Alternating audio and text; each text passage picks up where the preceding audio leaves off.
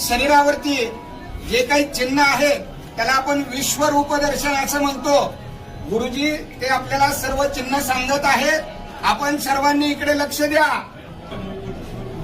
भक्त पुंडलिकाने दिलेली वीट आहे. ही वीट आहे.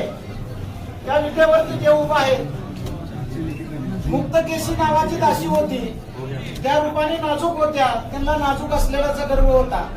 ज्यावेळेस या ठिकाणी देवाच्या दर्शनाला आले त्यावेळेस त्यांच्या मनामध्ये असा भाव निर्माण झाला की मी देवाच्या पायावरती डोकं कसं टेकवायचं. त्यांनी देवाच्या पायावरती दर्शन न घेता करंगळी शेजारचं बोट या ठिकाणी लावलेलं आहे. डाव्या पायाला या ठिकाणी बोट उठलेला आहे आणि त्यांचा गर्भधारण झालेला आहे.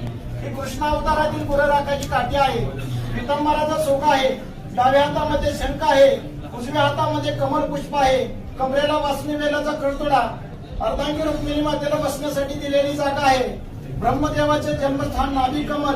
भृगुर्षीने लात मारली मुकुलांचल. गळ्यामध्ये कस्तूपमणी आहे. मकराकार कुंडले आहेत. शिवाकार मस्तक आहे. कुंडली